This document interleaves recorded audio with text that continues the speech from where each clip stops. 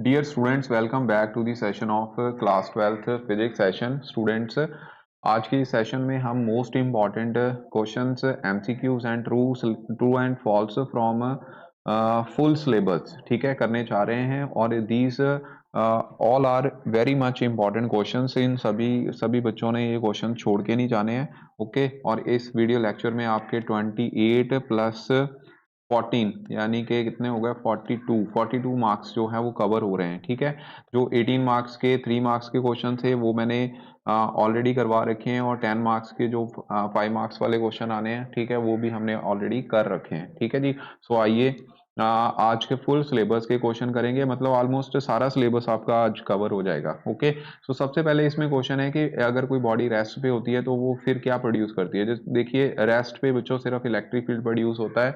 Okay, magnetic field moving charges produce करते हैं। आगे बच्चों फ्री स्पेस यानी कि एप्सिलॉन नॉट का परमिटिविटी के यूनिट बताने, ये आई थिंक सभी बच्चों को पता होगा, कूलम लॉ लगा के आपने निकाल लेना है। ठीक है, उसके बाद नेक्स्ट है for a point charge located in A space. यहाँ पे स्पेस आ रहा है तो स्पेस में अगर आप इक्विपोटेंशियल सरफेस बनाओगे तो बच्चों वहाँ पे कंसेंट्रिक स्फीयर बनेंगे। ठीक है, अगर ये प्लेन पे होगा तो फिर कंसेंट्रिक सर्कल बनेंगे। ओके, आगे है बच्चों नेक्स्ट, इलेक्ट्रिक पोटेंशियल का फार्मूला आपको आना चाहिए। इलेक्ट्रिक पोटेंशियल का फार्मूला होता है V is equal to 1/4 pi epsilon naught. Q यहाँ पे चार्ज होता है। ओके, तो क्यू को आप कैसे निकालोगे, Z इंटू ई के साथ, क्योंकि यहाँ पे एटॉमिक नंबर दिया हुआ है और रेडियस गिवन है, वो नीचे पुट करके आपने फिर चार्ज ऑन इलेक्ट्रॉन आपको पता है, बी ऑप्शन इसका राइट आंसर आएगा। आगे है दो चार्जेस हैं जिन they are placed at a finite distance apart if a glass slab is placed between them. Glass slab को अगर आप इंट्रोड्यूस करोगे तो उसकी बच्चों फोर्स जो है उसके ऊपर वो क्या करेगी, डिक्रीज करेगी। बच्चों ये डिक्रीज करती है। ठीक है, उसके बाद नेक्स्ट है, ये आपको आता होगा क्वेश्चन। आगे है बच्चों दो चार्ज पड़े हुए हैं ऐसे, उनके इन बिटवीन जहाँ एक तीसरा चार्ज आप उनके नियर लेके आ रहे हो तो force exerted by Q1 Q2 charges on other charges वो क्या रहेगी। ठीक है, तो वो बच्चों यहाँ पे it will remain unchanged. Okay, उसके बाद नेक्स्ट दो equal and similar charges are placed along a straight line. आपने स्ट्रेट लाइन में रख दिए हैं दो चार्जेस को। ठीक है, third equal and similar charges placed in a midway, यहाँ पे रखा है। नाउ नाउ क्या होगा, the system will be, this will be not in equilibrium, equilibrium में नहीं रहेगा। ठीक है, ओके, उसके बाद नेक्स्ट है can a body have charge and still zero potential at A zero potential. तो बच्चों कोई भी बॉडी अगर उसके ऊपर चार्ज है तो जीरो पोटेंशियल के ऊपर हो सकता है। यस, इसका आंसर यस है, बट नॉट ऑलवेज। ठीक है, नेक्स्ट हमारा जो क्वेश्चन है जो क्वेश्चन होगा, this is a charge of 10 microcoulomb experience a force of 5 Newton in an electric field, the potential gradient. यहाँ पे आपने पोटेंशियल ग्रेडियंट का फार्मूला लगा के ओके तो पोटेंशियल निकालना है। ये बच्चों जो आंसर आएगा इसका वो आएगा 0.5 इंटू 10⁻⁻6 न्यूटन पर कूलम में। ठीक है, नेक्स्ट है एक वन इलेक्ट्रॉन है is placed near the another electron at a distance of 1 angstrom, then the electrostatic potential energy. देखिए पोटेंशियल एनर्जी का फार्मूला बच्चों होता है 1/4 pi epsilon naught Q into Q naught divide by R. ठीक है, ये वाला फार्मूला आपने लगाना है। One electron is placed on the another electron, तो दोनों के चार्जेस आपने लिख देने हैं, सेपरेशन गिवन है। ओके, तो फार्मूला जैसे लगाओगे तो आपको आंसर मिल जाएगा। तो 10th क्वेश्चन का आंसर जो है वो बी ऑप्शन आएगा यहाँ पे। नेक्स्ट है which of the following is a volt. Volt क्या होता है बच्चों, very important question, joule per coulomb. ठीक है, वोल्ट को हम जाउल पर कूलम में लिखते हैं, work done per unit charge. Next बच्चों ट्रू फॉल्स है, तो ट्रू फॉल्स आपकी स्क्रीन के ऊपर फ्लैश हो रहे हैं, मैं थोड़े थोड़े बताऊंगा, बाकी आप लोगों ने शायद कर भी रखे होंगे। Electric charge are of two type nearly positive and negative, true है। इलेक्ट्रिक चार्ज जो है स्केलर क्वांटिटी है, ट्रू है। फ्लक्स जो है वेक्टर क्वांटिटी है, ये जो फॉल्स है। आगे है inside a charge spherical shell electric field zero होता है, बिल्कुल ट्रू है। Electric potential is constant at the surface inside the conductor, ये बच्चों ट्रू है। नेक्स्ट डायलेक्ट्रिक कांस्टेंट मेटल का क्या होता है, इनफाइनाइट, बिल्कुल ट्रू है। Unit of dielectric strength volt पर मीटर स्क्वायर है, ये बच्चों फॉल्स है। ठीक है, डायलेक्ट्रिक स्ट्रेंथ के। उसके बाद नेक्स्ट है capacitance of a spherical conductor R, ये बच्चों स्फेरिकल कंडक्टर की कैपेसिटेंस का फार्मूला सीधा ही है। ठीक है, यही ट्रू है। इसके बाद नेक्स्ट है सिंगल कंडक्टर में be treated as parallel plate capacitor, whose one plate is missing, false, क्योंकि दो प्लेट से ही पैरेलल प्लेट कैपेसिटर बनता है। इज इट सेफ टू सी से यस, अगर आप कार के इनसाइड हो तो इलेक्ट्रिक पोटेंशियल वहां पे जीरो हो जाता है, तो थंडरस्टॉर्म में हम सेफ होते हैं, ठीक है, तो ट्रू रहेगा। नेक्स्ट बच्चों क्वेश्चन है परमिटिविटी के, आपने यूनिट बताने हो जाएगा। How much charge will be produce in a point charge 1 coulomb at a distance of 1 metre from it in air. तो बच्चों यहाँ पे E इज इक्वल टू, ठीक है, पोटेंशियल का फार्मूला लगा के आपने इलेक्ट्रिक फील्ड का फार्मूला लगा के, ठीक है, आंसर निकाल लेना है। ठीक है जी। आगे है how many pico farad are there in a 1 farad. Pico का मतलब 10⁻12 होता है। Why is parallel plate capacitor so name, क्योंकि यहाँ पे दो पैरेलल प्लेट्स होती हैं। For what order distance of Coulomb law, Coulomb law कहाँ पे ट्रू होता है, 10⁻⁻15 मीटर तक, ठीक है। Dimensional formula of potential difference, work per unit charge है, उसके बाद आपने वर्क को force into distance divide by charge current into time होता है, इसको निकाल के आपने इसका डायमेंशनल फार्मूला निकाल लेना है। कूलम्स लॉ इन इलेक्ट्रोस्टैटिक आपको पता होगा, गॉस थ्योरम सभी को पता होगी, ठीक है। गॉस थ्योरम क्या है, अगर कोई इनक्लोज बॉडी है उसको इलेक्ट्रिक फील्ड लाइन में प्लेस करते हैं नॉर्मली, तो कितनी लाइंस उसमें नॉर्मली पास करती हैं, that is known as flux. तो फ्लक्स किसकी तो इक्वल होती है charge enclose by the body divide by epsilon naught. आगे बच्चों ऐसा यूनिट ऑफ इलेक्ट्रिक चार्ज, ये आप लोगों को पता है, ठीक है, कूलम होते हैं, उसको डिफाइन करना है हमने कि चार्ज यूनिट हम उसको डिफाइन कैसे करेंगे, कूलम किसके इक्वल होएगा, यहाँ पे कूलम फार्मूला लगा के फिर आपने निकालना है F is equal to Q1 into Q2 divide by 4 pi epsilon naught into R square, ठीक है। आगे how many electron are present in 1 coulomb of charge, तो यहाँ पे क्वांटाइजेशन ऑफ चार्ज का फार्मूला लगेगा N Q is equal to N into E. Okay, तो अब नंबर ऑफ इलेक्ट्रॉन निकालने हैं, इलेक्ट्रॉन के ऊपर चार्ज आपको पता है, ठीक है, और 1 कूलम के ऊपर आपने निकालना है, तो एन की वैल्यू यहां से निकल जाएगी, ठीक है, N is equal to Q by E. Okay, next dimensional formula 1/4 by epsilon naught का पूछा गया है, वो ये आएगा, ठीक है, तो मतलब F is equal to 1/4 pi epsilon naught Q1 Q2 divide by R square, तो इसकी वैल्यू निकालनी है F into R square divide by Q1 Q2। Next dielectric constant क्या होता है, ये रेशो होती है बच्चों दो फोर्सेस की, ठीक है, which are placed in at certain distance apart in in in air, ठीक है, और एयर या वैक्यूम, और नीचे क्या होता है जिस भी मीडियम में होगा, ठीक है, तो वो दोनों की रेशो हो जाती है।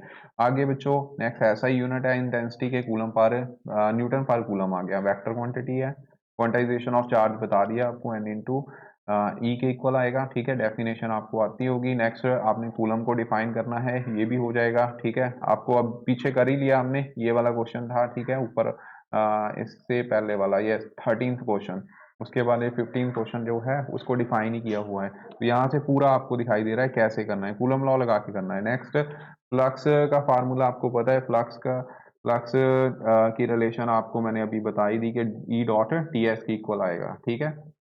पोटेंशियल डिफरेंस के ऐसा यूनिट बहुत इंपॉर्टेंट है, जाउल पर कूलम, इसको आपने कर लेना है अच्छे से, 1 volt is equal to joule per coulomb.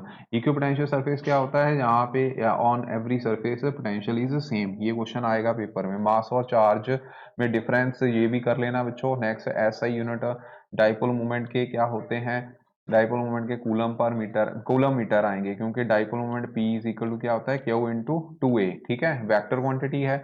आगे बच्चों दो लाइंस कभी भी इंटरसेक्ट नहीं करती, क्योंकि दो डायरेक्शन आ जाएंगी एक पॉइंट के ऊपर, ये भी इंपॉर्टेंट है, आ जाएगा आपको, हो ही जाएगा। Next is also very important, how does the force between the 2 point charges change if dielectric constant of a medium in which they are kept in which they are kept increases.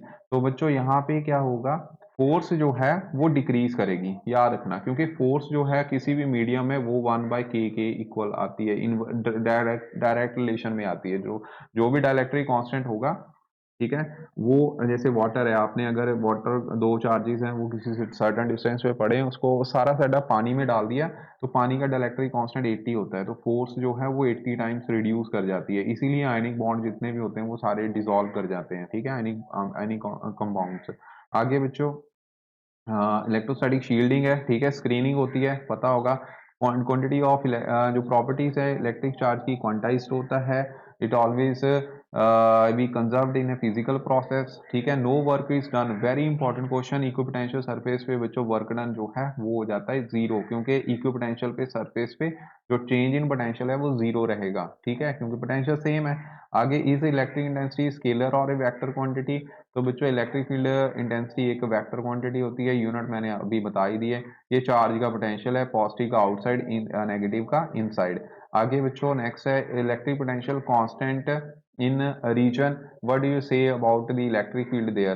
तो अगर electric potential जो है constant है तो यहाँ पे potential gradient का formula V is equal to minus D V upon D R. तो अगर पोटेंशियल इलेक्ट्रिक पोटेंशियल सेम है, ठीक है, तो इसका मतलब सेम पोटेंशियल का डेरिवेटिव जीरो हो जाएगा, इसका मतलब वहां पे इलेक्ट्रिक फील्ड भी जीरो होगा।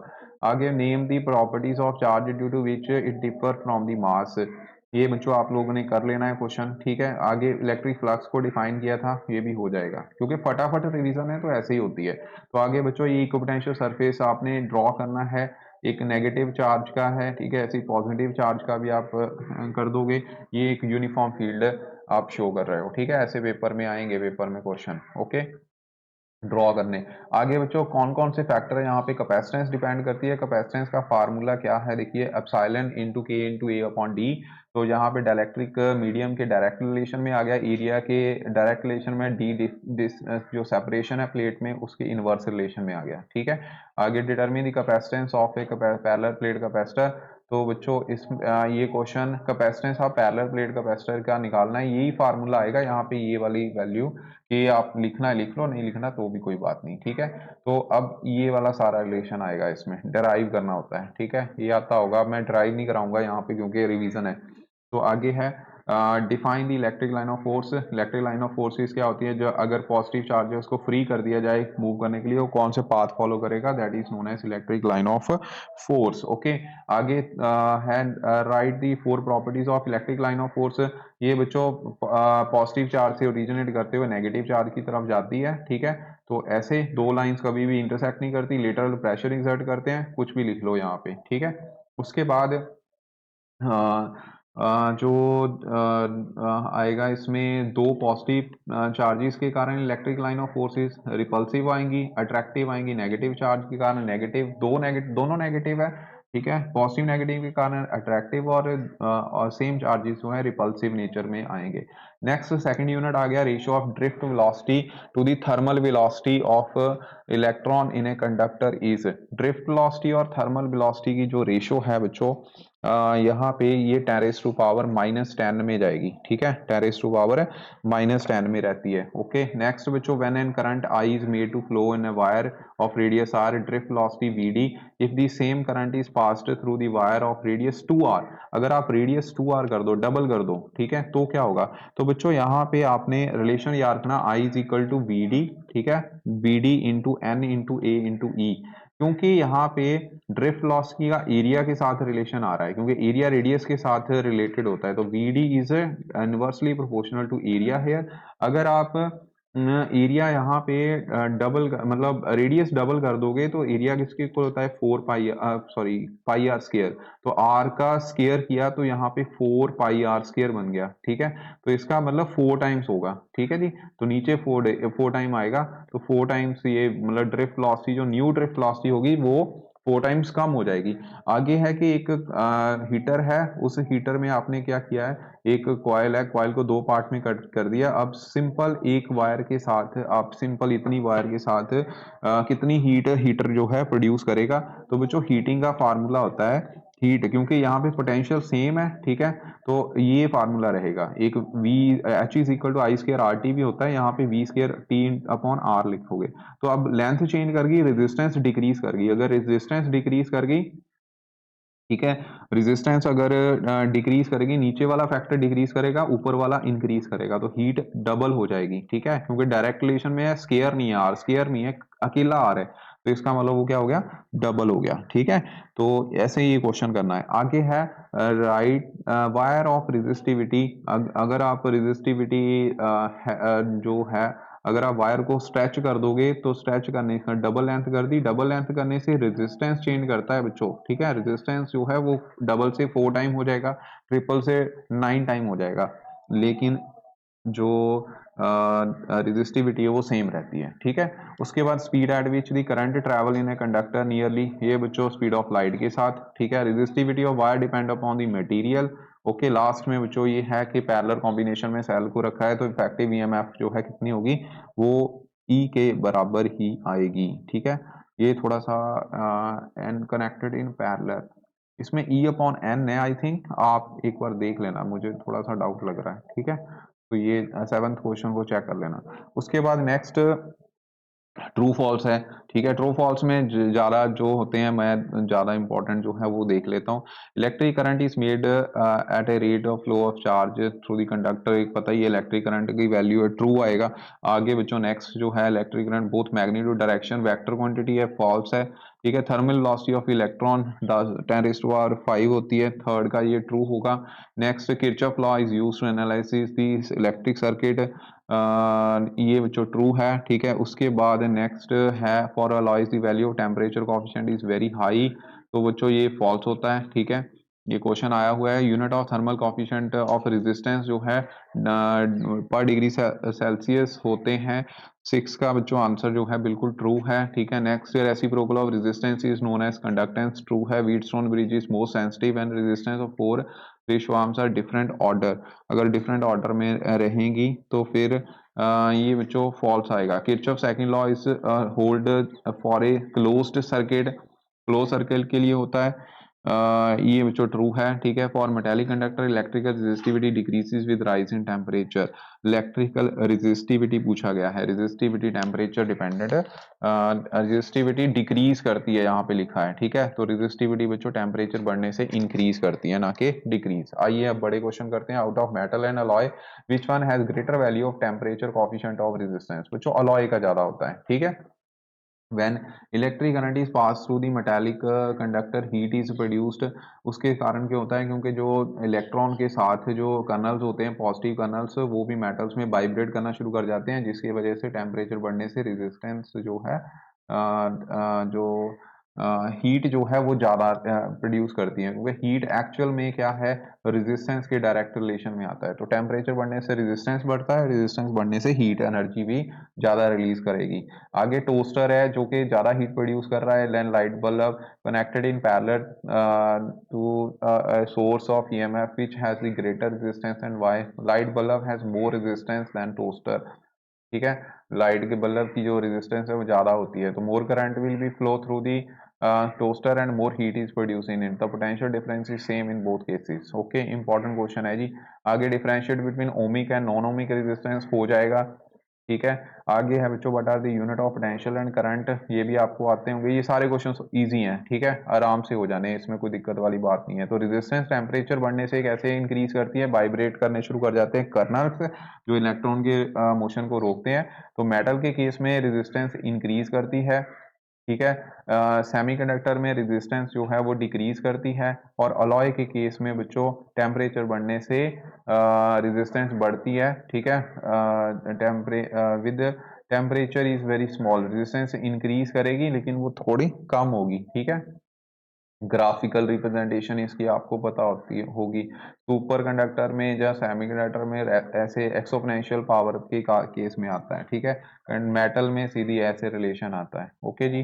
तो उसके बाद नेक्स्ट हमारा क्वेश्चन है किरचॉफ लॉ सेकंड लॉ, ये आपको आते होंगे, ठीक है, इसमें कोई दिक्कत वाली बात नहीं है। जंक्शन रूल बोलते हैं सेकंड लॉ को, फर्स्ट नहीं सॉरी लूप रूल बोलते हैं, फर्स्ट लॉ को जंक्शन रूल बोलते हैं, ठीक है। सुपर कंडक्टर क्या होता है, when cooled its critical at to its critical temperature loses all sign of resistance, यानी कि सुपर कंडक्टर सुपर कंडक्टिविटी जिसकी होगी मींस रेजिस्टेंस जो है वो कम हो जाएगी, ठीक है। सुपर कंडक्टिविटी फिनोमिना हो गया कि कुछ मेटल्स हैं जहाँ लॉयज हैं they lose their resistance considerably and it become almost zero, ठीक है। तो इसमें नायोबियम और लेड और मरकरी इनके क्रिटिकल टेम्परेचर साथ में ये गिवन है, ठीक है। तो किसी पर्टिकुलर टेम्परेचर पे जाके होता है। करंट के यूनिट आते होंगे, ohmic device non ohmic device पता होगा आपको, ठीक है। नेक्स्ट मैग्नीन जो है वो इलेक्ट्रिकल स्टैंडर्ड रेजिस्टेंस में क्यों यूज करते हैं, क्योंकि इसकी रेजिस्टेंस बहुत ज्यादा होती है, resistivity temperature coefficient of resistivity जो है वो स्मॉल होता है, ठीक है। मतलब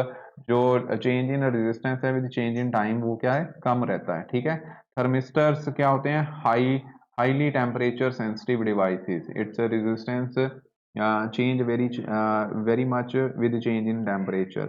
एप्लीकेशन ऑफ सुपर कंडक्टर कहाँ यूज करते हैं, transmit the electric power without any loss, ठीक है, और produce the very high magnetic field. कौन कौन से फैक्टर पे इंटरनल रेजिस्टेंस डिपेंड करता है, distance of the electrode, nature of electrolyte, उसके बाद nature of electrodes, area of electrode inside the electrolyte yes, ठीक है। आगे है name the factors on which resistivity of conductor depend, it depend upon the nature of material of conductor and temperature of conductor, ठीक है। उसके बाद जो EMF है, इंटरनल रेजिस्टेंस क्या है, ठीक है, ये इजी है। उसके बाद ये भी क्वेश्चन इंपॉर्टेंट है और हो जाएगा, ये सारे देखिए बोर्ड्स में आए हुए हैं। Next kilowatt and kilowatt hour में कन्वर्जन, ठीक है, आती होगी आपको, number of joule 1 kilowatt hour, ये भी बच्चों किलो का मतलब 1000 आ गया, वाट आपको पता है, आवर्स का मतलब 1 आवर, उसको आप सॉल्व कर लेना, जॉउल में निकल जाएगा आंसर, ठीक है। नेक्स्ट इलेक्ट्रिक पावर क्या होती है, कंडक्टिविटी, कंडक्टेंस, ठीक है, इजी क्वेश्चन है। वोल्टमीटर, वोल्टामीटर में डिफरेंस, वोल्टामीटर डिवाइस होती है, ठीक है, वैसल यानी कि, ठीक है, और वोल्ट मीटर क्या है, एक डिवाइस है जो कि पोटेंशियल डिफरेंस को मेजर करने के लिए हम यूज करते हैं। फ्यूज के कैरेक्टरिस्टिक्स क्या होते हैं, resistivity high, low melting point, melting point low रखना है, रेजिस्टिविटी ज्यादा, ठीक है। लो मेल्टिंग पॉइंट का मतलब है कि अगर कम टेम्परेचर पे ही वो पिघल जाएगा, ठीक है। आगे दो वायर्स हैं, कॉपर की है, दूसरी मैग्नीन की है, सेम रेजिस्टेंस है, थिकर वायर कौन सी होगी, रेजिस्टेंस का फार्मूला आपको पता है, rho upon A is equal to rho R upon L. अब रो अपॉन ए जो है कांस्टेंट है for the given length and resistance, R upon A is a constant, तो रो जो है डायरेक्ट रिलेशन में आ गई ए, तो specific resistance of मैग्नीन is more than that of copper, the मैग्नीन wire is thicker, ठीक है। मैग्नीन वायर जो है एरिया के ऊपर डिपेंड करेगी, थिकर होगी, ओके, क्योंकि उसकी रेजिस्टिविटी जो है वो ज्यादा रहेगी, ओके। तो रेजिस्टेंस सेम है, ठीक, लेकिन रेजिस्टिविटी जो है एरिया के ऊपर डायरेक्ट रिलेशन में आ गई, तो specific resistance of मैग्नीन is more than copper, okay. Next बच्चों वायर है, इसको डबल कर दिया है, तो उसकी उसकी रेजिस्टेंस कितनी चेंज करी और रेजिस्टिविटी पे क्या इफेक्ट पड़ेगा, देखिए रेजिस्टिविटी रो जो है वो सेम रहती है, रेजिस्टेंस जो है मैंने अभी बताया था आपको, ये फार्मूला रहेगा, ठीक है। आगे बच्चों, if temperature of a good conductor increases then how does relaxation time increase, देखिए रिलैक्सेशन टाइम टेम्परेचर बढ़ने से वो क्या है कि डिक्रीज कर जाता है, ओके। तो क्योंकि टॉ जो है अगर आप देखो तो टॉ टेम्परेचर के इनवर्स रिलेशन में होता है, ठीक है, कोलिजन हो वो ज्यादा होंगी टेम्परेचर बढ़ने से, ठीक है। ये कुछ क्वेश्चन है अभी आपको शायद ब्लर में दिखाई दे, लेकिन इंपॉर्टेंट है, ये कर लेना जरूर, ओके। स्पेसिफिक रेजिस्टेंस का यूनिट क्या है वो आपको ओम मीटर पता ही होंगे। आगे बच्चे ये कुछ क्वेश्चन है, ये भी इंपॉर्टेंट है, यहाँ पे थोड़े से ब्लर होंगे। Resistance of ideal volt meter, ये चैप्टर में 9 मार्क्स का एमसीक्यू ही आने हैं आपको, ठीक है, क्या ये थर्ड चैप्टर है आपका। तो दो वायर्स हैं, पहला क्वेश्चन है, टू वायर्स है, करंट डिफरेंट डायरेक्शन में है, दे विल, दो वायर्स में करंट जो है डिफरेंट डायरेक्शन में मूव कर रहा है, तो वो क्या करेंगी, ये देखिए बच्चों, सेम डिफरेंट डायरेक्शन में होने, ऑपोजिट डायरेक्शन में रिपल्शन होती है, सेम में अट्रैक्शन होती है। जो आइडियल वोल्ट मीटर है उसकी रेजिस्टेंस जो है इनफाइनाइट होती है, ठीक है, एम मीटर की 0 होती है। दो पैरेलल वायर हैं, करंट सेम डायरेक्शन में है, ठीक है, attract each other because of, वहाँ पे क्या रीजन रहता है, वहाँ पे होता है बच्चों magnetic forces between them arise करती है, जिसकी वजह से अट्रैक्शंस रहती हैं, ठीक है। Deuterium nucleus consist of the two proton, consist of one proton, one neutron. If deuterium nucleus and helium nucleus are both are placed in a same electric field, acceleration of deuterium will, acceleration क्या करेगी, तो बच्चों ये करेगी equal to that of helium के equal आनी है। Magnetic effect of current is produced by, और वो किसने किए थे, उसका नाम क्या था, मैग्नेटिक इफेक्ट ऑर्स्टेड ने किए थे, ठीक है। Dimensional formula magnetic field intensity, इसको बच्चे आपने सॉल्व करना पड़ेगा, तो ये सी ऑप्शन आएगी। परमेबिलिटी के यूनिट जो है, परमेबिलिटी के यूनिट जो है वो बच्चों वेबर पर मीटर पर एम्पियर होते हैं, ठीक है। उसके बाद नेक्स्ट ये कुछ क्वेश्चन है, ये ब्लर है मैं इसलिए इसको छोड़ रहा हूँ, आगे यहाँ पे आते हैं हम। Angle between the magnetic axis and a geographic axis is known, magnetic axis और जियोग्राफिक एक्सिस में उसको डेक्लिनेशन बोलते हैं। Charge particle enter the some speed of 30, यहाँ पे 30 पे है, ठीक है, magnetic field, the path will be, जैसे किसी और एंगल पे होता है तो बच्चों पाथ फिर हेलिकल होता है, ठीक है। ओके हेलिकल, ये याद रखना, ये इंपॉर्टेंट क्वेश्चन है। हेलिकल तब होगा अगर किसी सर्टन एंगल पे 0 डिग्री और 90 डिग्री को छोड़ के सर्टन एंगल होगा तो फिर हेलिकल पाथ फॉलो करेगा, ठीक है। 90 पे कुछ जो है अभी देख लेना, सर्कुलर या फिर पैराबोलिक पाथ शो करता है, सर्कुलर पाथ शो करता है, ठीक है। उसके बाद नेक्स्ट ऐसा unit of absolute permittivity of free space, ऐसा यूनिट जो है टेस्ला पर एम्पियर जो है मीटर होंगे, बिल्कुल ट्रू है, ठीक है। बायट-सावर्त लॉ जो है is a law of magnetism along with coulomb law जो है इलेक्ट्रोस्टैटिक का होता है, ठीक है जी, ट्रू ही है ये तो। आगे परमेबिलिटी चाहे paramagnetic substances very small negative value, ये बच्चों फॉल्स है, ठीक है, मतलब कि यहाँ पे फॉल्स आएगा, ट्रू नहीं, सॉरी, ठीक है। आगे डायस मैग्नेटिक्स है feebly attracted by the magnetic field, feebly attract करते हैं, नो रिपेल करते हैं, तो फिफ्थ का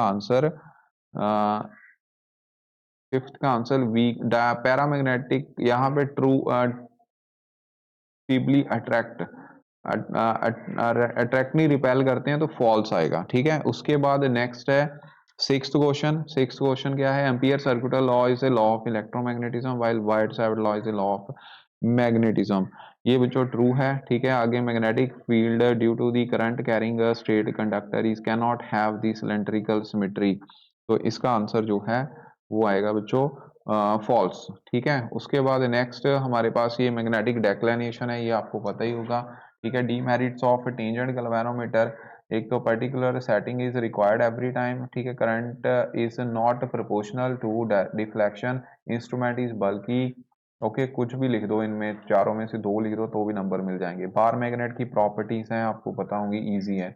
आगे बच्चों सोलेनॉइड क्या होता है, ठीक है। उसके बाद मूविंग चार्जेस, ये क्वेश्चन है, why that moving charge is deflected from its path when magnetic field is applied on it. Moving charges is associated with field line when it comes across the another field, moving charge get deflected due to interaction between the two fields। जो मुझे important लग रहा है मैं वो करवा देता हूँ, ये 7th कर लेना, ओके। उसके बाद पैरा डायमैग्नेटिक आपको आते होंगे, ठीक है, ये अच्छे से कर लेना। हॉल इफेक्ट वगैरह करना है तो कर लो, नहीं तो रहने दो, ठीक है। तो नेक्स्ट हमारे पास पैरामैग्नेटिक आपको पता चली गया, ठीक है। दो पोल्स जो है मैग्नेट सेपरेट कर सकते हैं, नो, ये तो बच्चों वाला क्वेश्चन है। बायट-सावर्त लॉ जरूर कर लेना, आ जाएगा पेपर में, ठीक है।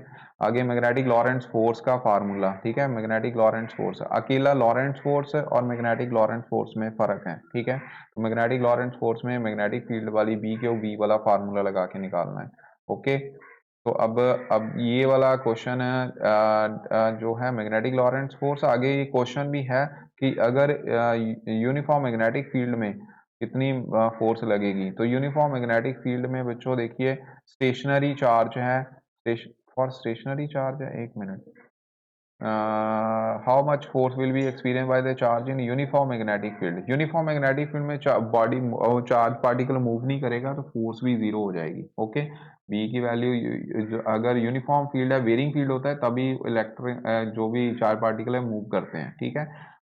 उसके बाद state the rule that is used to find the direction of field acting at a point near the current carrying a straight conductor।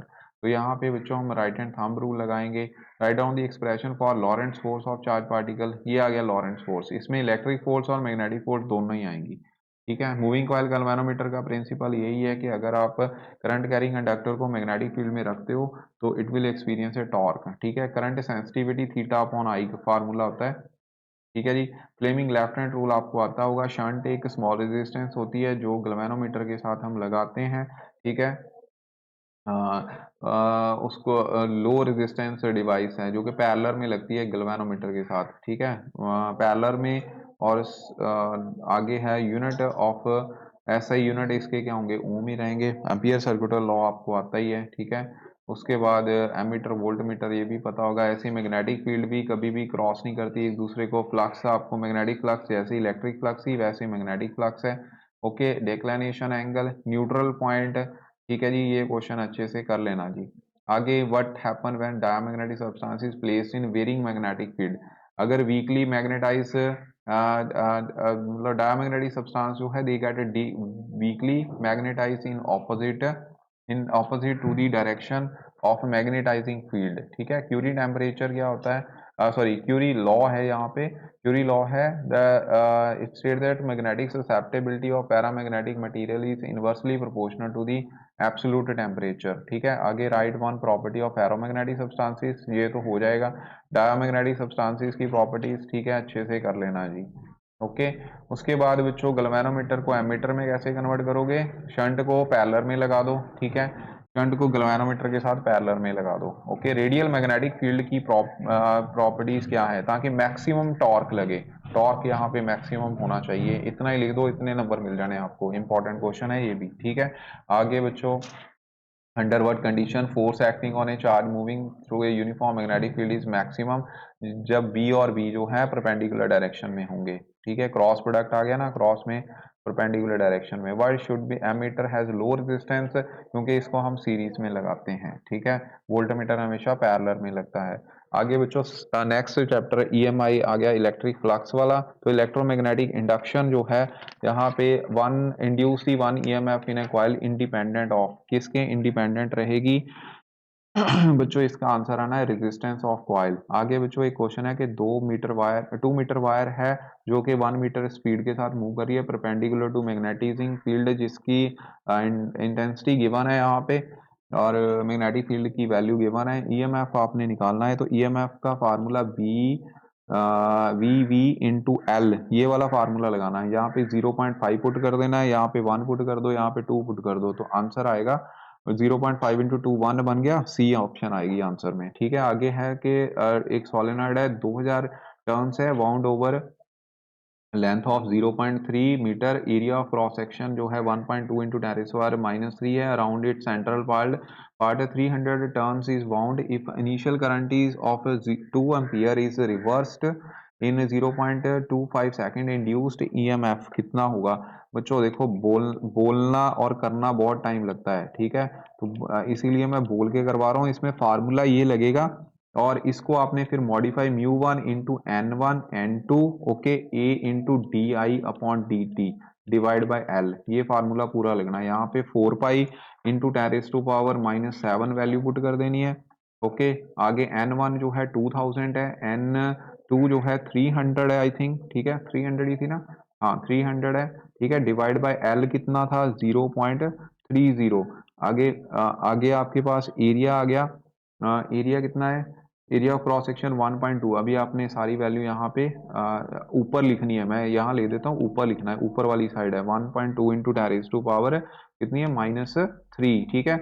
और साथ में डी आई क्या है, करंट जो है चेंज कर रहा है, रिवर्स कर रहा है, इसका मतलब यहाँ पे 2 इंटू -2 ऐसे लिखोगे, change in current divide by time जो है वो 0.25 दिया हुआ है, ठीक है। ये सारे फैक्टर लिखोगे, जैसे आप इसको पुट करोगे, सॉल्व करोगे, तो ये बी ऑप्शन इसका राइट आंसर होगा, ठीक है, ऐसे करना है जी। तो आधे बच्चे तो छोड़ ही देंगे ना। आगे inductance of 2 henry and resistance 10 ohm are connected to a battery of 5 volt, the time constant of circuit, time constant of circuit जो है वो आपने निकालना है। इसका बच्चों मैं आंसर बता देता हूँ, 0.2 सेकंड आएगा। एवरेज पावर जो होती है, एवरेज पावर का फार्मूला जो डायरेक्ट होता है ये वाला, ठीक है। Lenz law conservation of energy के बेसिस पे होता है, तो ये डी ऑप्शन इसमें रहेगी। ऐसा यूनिट ऑफ मैग्नेटिक फ्लक्स के ऐसा यूनिट आपको पता होंगे, वेबर, ठीक है।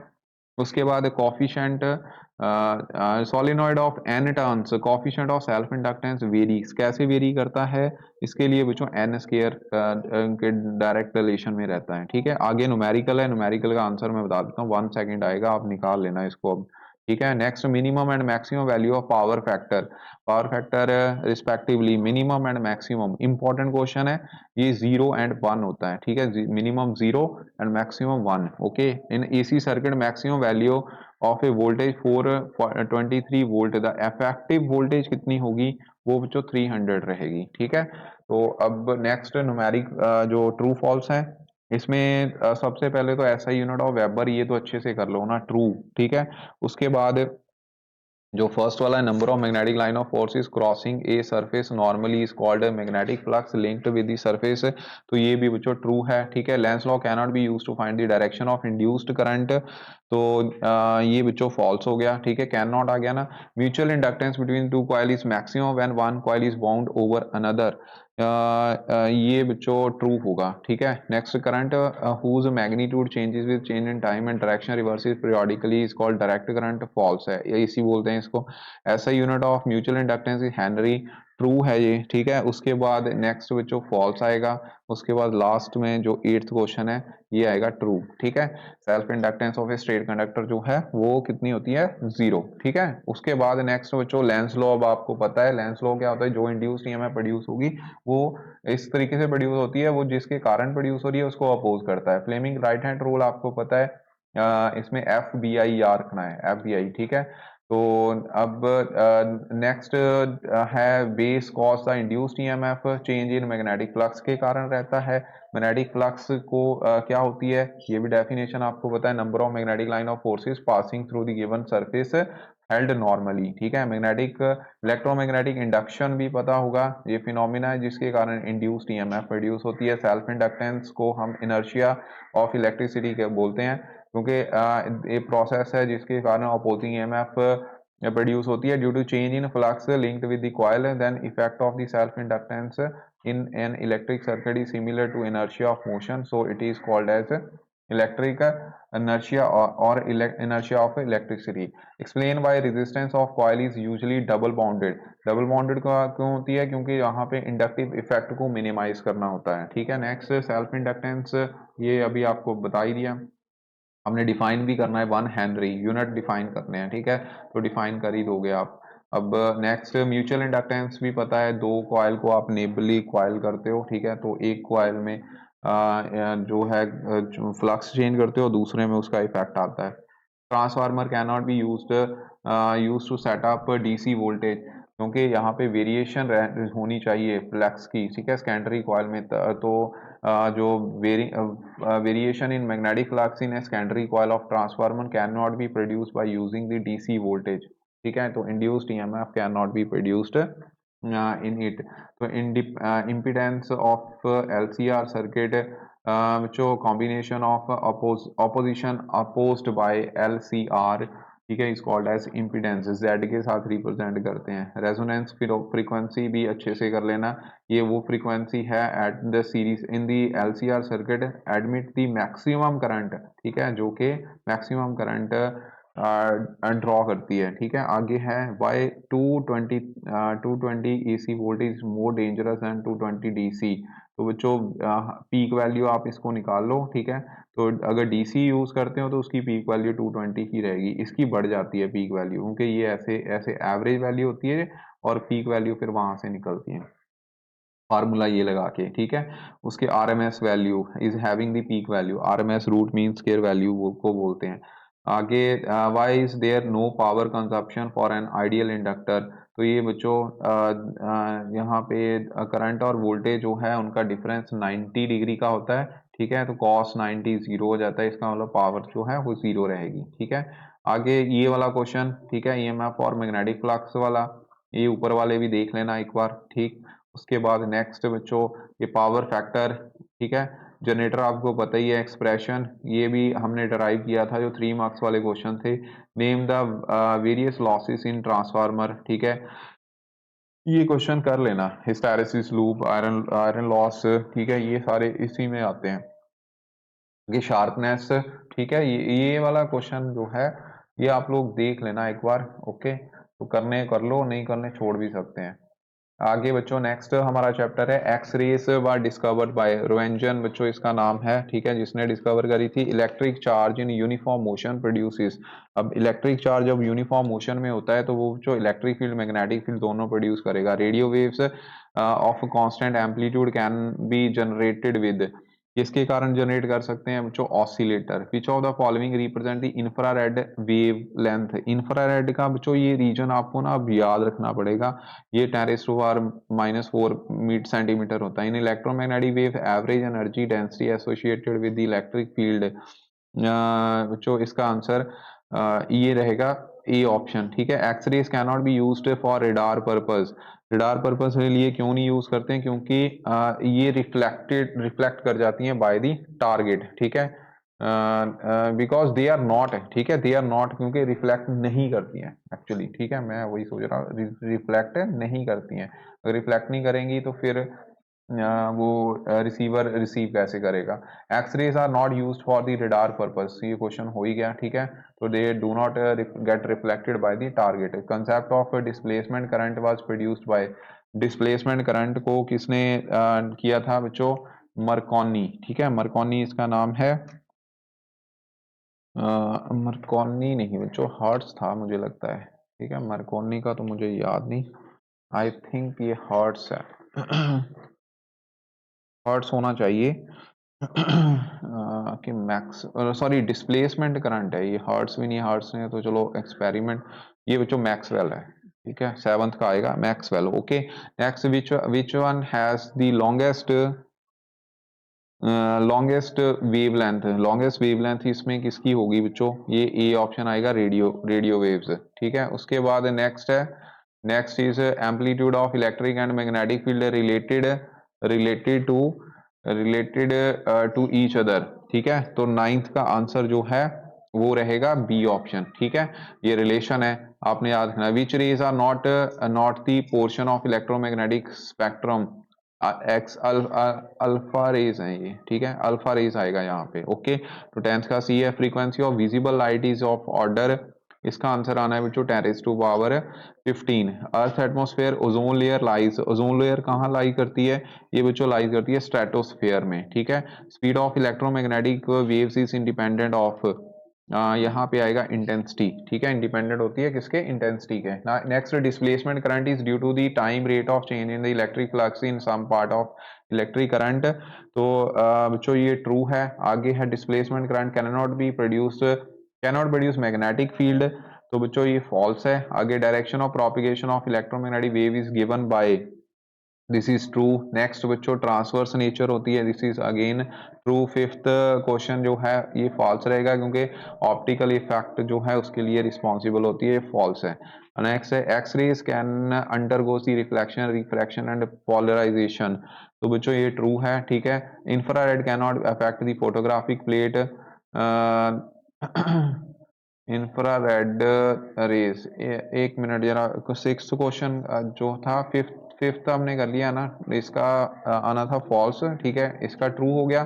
नेक्स्ट है एक्सरेज अंडरगो, से हो गया ना। नेक्स्ट है microwave produce heat when absorbed by the matters, ये 7th क्वेश्चन है, दिस इज ट्रू बच्चों, ठीक है। Infrared rays can not affect the photographic plate, तो 8th का आंसर आना है फॉल्स। आगे displacement current like conduction current is a source of magnetic field, तो इसका आंसर बच्चों रहेगा ट्रू, ठीक है। उसके बाद next, state two properties of electromagnetic waves, तो ये बच्चों आपको आती हैं, ठीक है, वैक्यूम में ट्रैवल कर सकती हैं, स्पीड ऑफ लाइट के साथ मूव करती हैं। उसके बाद माइक्रोवेव्स कहाँ, यूज इन ए रेडार, क्योंकि ये क्या है, short wave length, very short wave length and hence frequency higher than TV signal, तो due to which the short wave length, due to their short wavelength, these waves are not diffracted by the obstacle of normal dimension, and hence it is used in a radar for locating the aeroplane and other objects, ठीक है जी। X rays की properties है, bones elements, ठीक है, structure of crystal को check करने के लिए,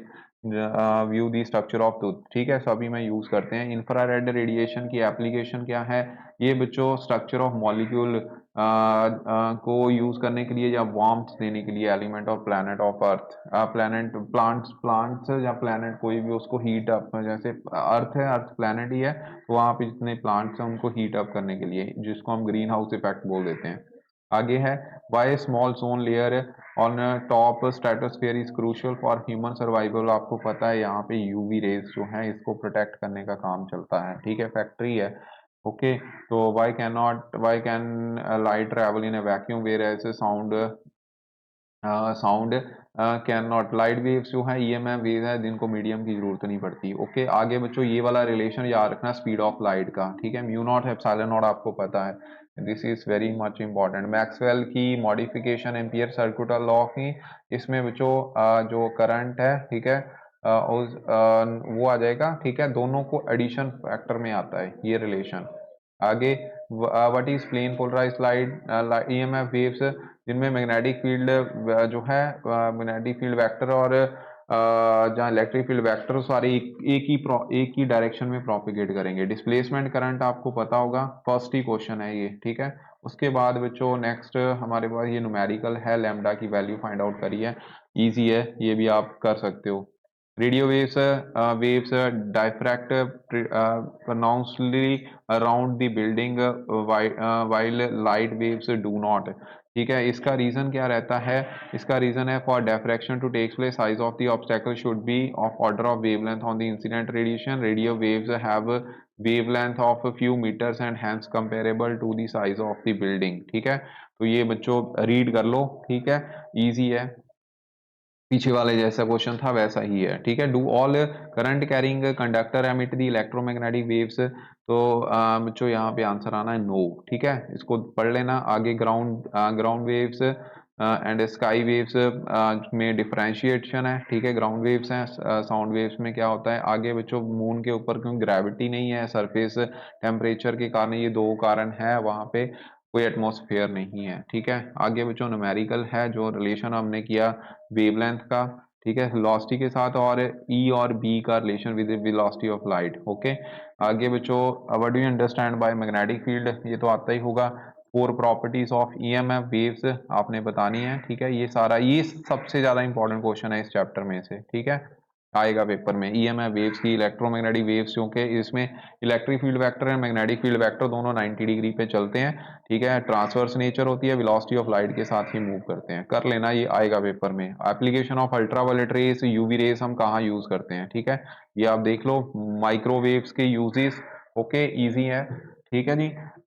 आराम ने आपकी स्क्रीन के ऊपर दिख रहे हैं, कोई ऐसा कुछ नहीं है। बैक्टीरिया वगैरह आपने देखा होगा, हम पानी को यूवी प्रोटेक्ट करते हैं, ठीक है, यूवी के साथ उनको स्टरलाइज करते हैं। आगे वेलोसिटी ऑफ लाइट का किसी मीडियम में जो फार्मूला है, ये भी इंपॉर्टेंट क्वेश्चन है। एक्स रेज की प्रॉपर्टीज भी इंपॉर्टेंट है, ठीक है। आगे क्वेश्चन है cloudy night is more warmer than the clear night, क्योंकि वहाँ पे सन जो radiation from the sun fall on the surface of earth, तो it gets heated at to low temperature, okay, at such temperature energy emitted by the earth is mostly in infrared region. So in night is cloudy, these radiation fall on low layering clouds are reflected back to the earth, ठीक है।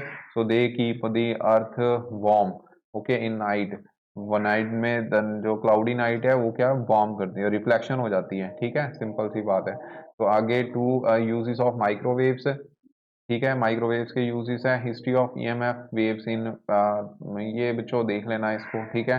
ये यहाँ पे देखिए मरकोनी भी word आ रहा है, Maxwell सबसे पहले है 1965, ठीक है। मरकोनी जो है 95 के नाम, वही जो पहला क्वेश्चन आया था, ओके। आगे बच्चों ऑप्टिक्स में से क्वेश्चन आ गया। ऑप्टिक्स में सबसे पहला जो क्वेश्चन है एंगुलर विड्थ का है, प्रिंसिपल, ठीक है। इसका बी ऑप्शन आएगा, विच डायफ्रैक्शन मैक्सिमम डायफ्रैक्शन जो है अल्फा रेज करेंगी, ओके। इसी में से भी सॉरी रेडियो वेव्स करेंगी, ठीक है, sorry radio waves, okay. Next question, ये थोड़े से ब्लर हैं लेकिन ये सारे इंपॉर्टेंट है। इसमें फोर्थ क्वेश्चन अच्छे से कर लो, फिफ्थ कर लो, सिक्स्थ कर लो, ओके, और एट्थ क्वेश्चन एंड नाइन्थ ये अच्छे से कर लेना, ये पेपर में आने के चांसेस है। आगे एक ये वाला थर्ड क्वेश्चन भी, ठीक है। तो आगे आउट ऑफ, ये भी इजी है। और लास्ट में ये जो फोकल लेंथ कनकेव लेंस की 20 सेंटीमीटर है, पावर बतानी है, ठीक है। पावर रेसिप्रोकल होती है, 100/20 कर देना, आ जाएगा आंसर, ठीक है जी। आगे बच्चों इसमें से ट्रू फॉल्स भी है, ये भी अच्छे से कर लेना, आएंगे पेपर में। Apparent depth in water is greater than the real depth, तो ये क्वेश्चन देखिए पेपर में आया हुआ है। तो इसका आंसर जो है ये क्वेश्चन नंबर 2 है, ये ट्रू ही है, ठीक है, ओके। बाकी रिफ्रैक्टिव इंडेक्स ऑफ वाटर जो है 1.5 है, ऐसा क्वेश्चन आया था पेपर में, ठीक है। तो रिफ्रैक्टिव इंडेक्स इसका फॉल्स आएगा, रिफ्रैक्टिव इंडेक्स वाटर का 1.5 नहीं होता है, ओके। तो आगे बाकी आप ये देख लेना, ठीक। आगे बच्चों कुछ और नेक्स्ट हमारा जो लास्ट, क्योंकि इसमें से ट्रू फॉल्स और एमसीक्यू आने हैं, उस जो ऑप्टिक्स वाला चैप्टर है, ड्यूल नेचर ऑफ मैटर वाला चैप्टर, इसमें जो आपके अब क्वेश्चंस आ गए। थ्रेशोल्ड वेवलेंथ ऑफ सोडियम, ये दी हुई है, वर्क फंक्शन बताना है, तो वर्क फंक्शन का फार्मूला एच न्यू नॉट आएगा। ये फार्मूला लगा के आपने इलेक्ट्रॉन वोल्ट में निकालना है, तो चार्ज ऑन इलेक्ट्रॉन के साथ यहाँ पे आपको मल्टीप्लाई करके फिर निकलेगा वो, ठीक है, सॉरी डिवाइड करके। तो यहाँ पे आंसर जो है वो निकलेगा बच्चों ए, ठीक है, ए ऑप्शन आएगा। उसके बाद आगे proton and alpha particle are associated through the same potential difference.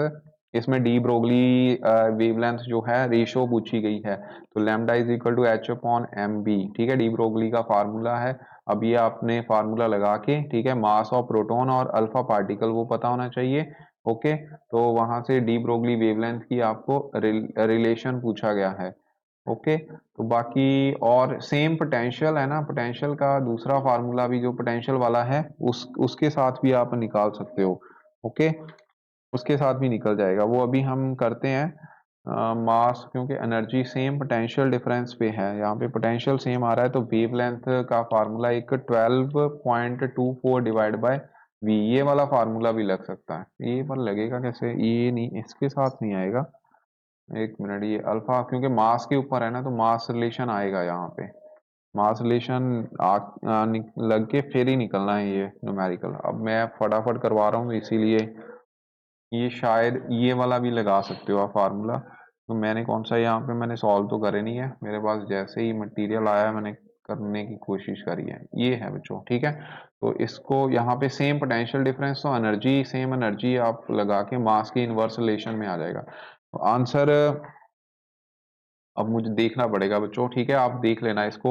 उसके बाद if photon and electron have same D Broglie wavelength than, अगर डी ब्रोगली वेवलेंथ सेम हो तो बच्चों जो इलेक्ट्रॉन क्योंकि स्मॉलर होता है उसकी काइनेटिक एनर्जी जो है वो ज़्यादा होगी, मास हल्का होता है ना। मास ऑफ फोटोन रेस्ट जो मास है वो फोटोन का 0 होता है। Next 1 million electron volt, 1 million electron volt जो है इसकी वैल्यू जो है अगर आप सॉल्व करोगे तो वो बच्चों ये वाली आएगी। मिलियन का 10⁻6 आ जाना बस, बाकी इलेक्ट्रॉन वोल्ट आपको पता ही है। 10⁻−19 1.6 इंटू 10⁻−19 जॉउल के इक्वल आता है, क्योंकि मिलियन है, मेगा भी बोल देते हैं, 10⁻6 आ जाता है। When cathode rays are intercepted by matter, ठीक है, देन वहां पे क्या होगा, वहां पे बच्चों फिर हीट जो है वो प्रोड्यूस करेगी, ठीक है। आगे वर्क फंक्शन के न्यूमेरिकल हैं, ये सारे इंपॉर्टेंट हैं। इसमें ये 11th, ठीक है, 12th और 13th, these are very much important questions, ठीक है, अच्छे से करके जाना, आ सकते हैं पेपर में। लास्ट में इसमें फोटोन का जो है वो photon is not a material particle, ये मतलब ट्रू फॉल्स आ गए, तो इसका जो ए ट्रू आंसर आएगा।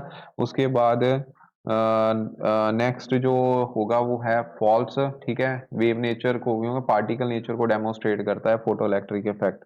आगे थर्ड जो है इसका ए ऑप्शन है, ठीक है, ट्रू ट्रू ट्रू आंसर आना है। फोर्थ जो है फॉल्स रहेगा।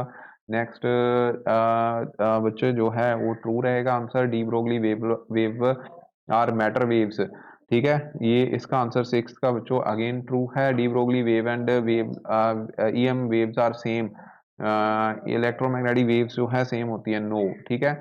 उसके बाद rest mass of photon is 0, ये मैंने अभी बता दिया, ट्रू है। आगे बच्चों जो क्वेश्चंस हैं इसमें fourth question very important, which photon is more energetic, red और वॉयलेट एंड वाई, तो जिसकी वेवलेंथ जिसकी फ्रीक्वेंसी ज़्यादा वही उसकी एनर्जी भी ज़्यादा होती है। फोटो इलेक्ट्रिक इफेक्ट आपको आता है, photo threshold frequency minimum frequency होती है, ठीक है, ये सारे इजी क्वेश्चन है, आराम से हो जाएंगे। आगे आगे यूजेस ऑफ फोटो सेल्स, ठीक है, which of the photon is more energetic, red and yellow, again very important, ये 8th 9th इलेक्ट्रॉन वोल्ट क्या होता है, आइंस्टाइन की ये इक्वेशन, ठीक है, फोटो इलेक्ट्रिक इक्वेशन जिसमें ये वर्क फंक्शन है। ओके, बाकी कनेटिक एनर्जी इक्वल है H nu minus H nu naught is equal to kinetic energy, जो कि हाफ एम बी स्क्वायर के इक्वल होता है, ठीक है। आगे which photon is more energetic, green and blue, तो वेवलेंथ के ऊपर जो ब्लू प्रोटॉन है ज़्यादा एनर्जेटिक होगा क्योंकि उसकी वेवलेंथ जो है वो कम होती है ग्रीन के कारण, ग्रीन रीजन से। Why no electron is emitted from the wood table, क्योंकि उस वुड क्या है, एक बैड कंडक्टर है, ठीक है। अब कई बार हम सोचना शुरू कर जाते हैं इंसुलेटर होने के कारण। Electron photon are moving with the same speed which one has more wavelength, very important question यहाँ से निकलेगा, ठीक है। वेवलेंथ जो है इनवर्स प्रोपोर्शन में आती है मास के, मैं यही देख रहा था, ठीक है, वो वाला क्वेश्चन जो था उसकी रेशियो का यही देख रहा था, तो वहां पे इलेक्ट्रॉन प्रोटॉन का मास का था, हो सकता है वहां से निकल के आए, ठीक है। जो फर्स्ट क्वेश्चन मैंने अभी यहाँ पे किया था, electron proton accelerator same potential difference, ratio of D Broglie wavelength, तो मास की रेशो लेनी है सीधी, ठीक है, मास की रेशो लोगे तो m के इनवर्स रिलेशन में है, ठीक है, फर्स्ट रिलेशन ही होगा, तो ये यही लगना है फार्मूला। तो लार्जर मास स्मॉलर वेवलेंथ जो है होगी, तो electron has more wavelength than the proton, ठीक है जी, इंपॉर्टेंट क्वेश्चन है ये जी। आगे बच्चों आपने आइंस्टाइन इक्वेशन लगा के नॉर्मली फार्मूला है H=E=H nu Planck's quantum theory के अकॉर्डिंग, तो ये प्लैंक्स थ्योरी का फार्मूला लगे आपने यहाँ से फ्रीक्वेंसी निकाल देनी है। वर्क फंक्शन मिनिमम एनर्जी होती है जो इलेक्ट्रॉन को नॉकआउट करने के लिए यूज करते हैं, ये रिलेशन ऑल्सो वेरी इंपॉर्टेंट है। 12.27 divide by square root V, अगर वोल्टेज गिवन है तो फिर आपने वेवलेंथ कैसे निकालनी है, ठीक है, इंपॉर्टेंट है, तीनों करके जाना, छोड़ना मत। आगे वाले क्वेश्चन भी सिमिलर ही हैं, ठीक है, अब आप लोग देख लेना क्योंकि वीडियो लेक्चर बहुत लेंथी हो गया है।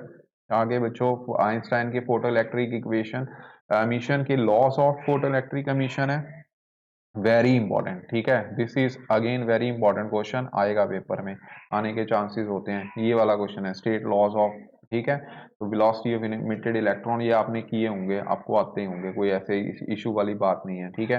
अब क्योंकि लास्ट डे ऑफ ईयर तो करके जाना, क्योंकि मैंने अब आपको क्वेश्चन ही बताने हैं। आगे व्हाट आर फोटोन्स प्रॉपर्टीज इसकी प्रोटॉन की, ठीक है, फीचर, ये भी बच्चों फोटो सेल्स क्या होते हैं, फोटो इलेक्ट्रिक इफेक्ट क्या होता है, लास्ट में ये न्यूमेरिकल आ गया, ठीक है, ये दोनों न्यूमेरिकल है, दिस वन अगेन, तो ये स्कोरिंग न्यूमेरिकल होते हैं, तो सीधा आपने वेवलेंथ का डी ब्रोगली वेवलेंथ का फार्मूला लगाओ तो निकल जाएगा। लास्ट में है बच्चों फोटो इलेक्ट्रिक इफेक्ट वाला, ठीक है, फार्मूला लगा के न्यूमेरिकल, ये भी हो जाना है आराम से अगर आपने करना होगा, क्योंकि ऑप्शन भी रहेगी इसमें, ठीक है, ये वर्क फंक्शन है सीजियम का, हो जाएगा जी। आगे लास्ट वाले अब क्वेश्चन आ गए आपका जो अभी दो चैप्टर पढ़े हैं यहाँ से, ठीक है, तो अभी ये वाला क्वेश्चन है Rutherford scattering experiment, what will be the correct angle for alpha scattering at impact parameter अगर b इज इक्वल टू 0 हो जाए, तो बच्चों इसका आंसर 180 डिग्री होगा, 180 डिग्री पे वो वापस चले जाएगा। Which of the following isotope is use for treatment of cancer, cancer के लिए कौन सा यूज करते हैं बच्चों, इसके लिए स्ट्रॉन्शियम, ठीक है, यूजर होता है 90। अगर volume occupied by the atom is greater than the volume of occupied by the atom about what factor, कितना फैक्टर है, देखिए इसका आंसर है 10⁻15 आना है। Next hydrogen atom which of the following radiation series is found in A visible region, hydrogen spectrum radiation series found in A visible region में Balmer होती है, याद रखना, लाइमन यूवी में आता है, पुफंड पास्टन ये सारे फिर आ जाते हैं आईआर में, okay. Next positron has same mass as, positron का मास जो है वो इलेक्ट्रॉन के मास के इक्वल होता है।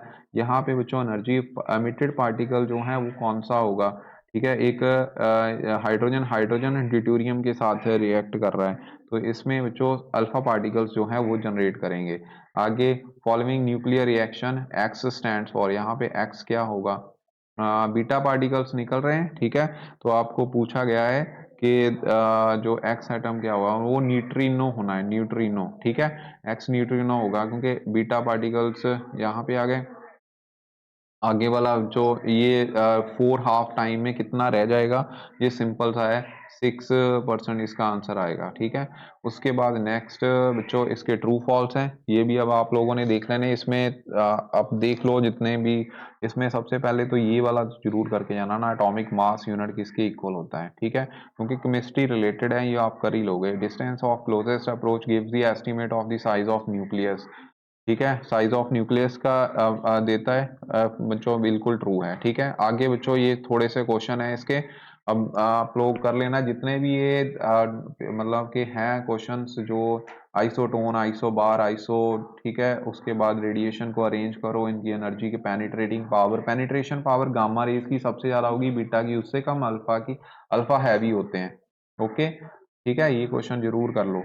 उसके बाद बाकी न्यूक्लियर फिजन क्या होती है, ठीक है, आइसोटोप क्या होते हैं, आइसोबार क्या होते हैं, अल्फा पार्टिकल्स क्या होते हैं, ये पता होने चाहिए, इजी क्वेश्चंस हैं, ओके जी। न्यूक्लियर फिजन और फ्यूजन में डिफरेंस, ओके, रेडियो एक्टिविटी क्या है, लास्ट में डिप्लीशन लेयर, लास्ट वाला जो चैप्टर है डिप्लीशन लेयर, इसमें जो है 10⁻⁴ कितना है, -6 रहता है। इंट्रिंसिक सेमीकंडक्टर जो है इंसुलेटर बिहेव करेगा कब, 0 केल्विन पे, device that convert DC into AC, DC into AC तो वो होता है ऑसिलेटर, और AC इंटू DC वो क्या होता है, रेक्टिफायर। ठीक है, आगे बच्चों, on increasing the forward voltage PN junction diode junction resistance decrease कर जाएगी। ठीक है, उसके बाद नेक्स्ट पीएन जंक्शन क्या है, पीएन जंक्शन एक नेगेटिव, एक मिनट, ये बच्चों नॉन ओमिक रेजिस्टेंस होता है। ठीक है, नॉन ओमिक रेजिस्टेंस है। इलेक्ट्रिकल कंडक्टिविटी ऑफ ये, हाँ, पीएन जंक्शन जो है, लिमिटेशन है ना एक नॉन ओमिक डिवाइसेस, जो ओमिक डिवाइसेस में यही आता है पीएन जंक्शन, ये it do not obey the Ohm's law. Electrical conductivity of semiconductor, semiconductor की इलेक्ट्रिकल कंडक्टिविटी टेम्परेचर बढ़ने से इंक्रीज करती है बच्चों। ठीक है, आगे ये क्वेश्चन आगे लास्ट बच्चों, इसके ट्रू फॉल्स, एक ट्रू फॉल्स तो आपको पेपर में आ ही जाएगा। इसमें ये वाले क्वेश्चन ज़्यादा आने के चांसेस है कि पी टाइप सेमीकंडक्टर कैसे बनेगा। इसके लिए आपको इम्प्योरिटीज पता होनी चाहिए। सिलिकॉन क्रिस्टल है, ठीक है, सिलिकॉन के नीचे जर्मेनियम आ जाता है, और आपने ऐड क्या करना है, अगर 13th ग्रुप के एलिमेंट या फिर 14th ग्रुप के एलिमेंट, 13 के करोगे तो पी टाइप बनेगा, 14th के करोगे तो एन टाइप बनेगा। ओके, तो बच्चों सारे सिलेबस के क्वेश्चन मैंने करवा दिए, अब आप लोगों ने करने हैं। All the very best for your exam, tomorrow is your exam, इसको अब अच्छे से कर लेना। Thank you, bye bye.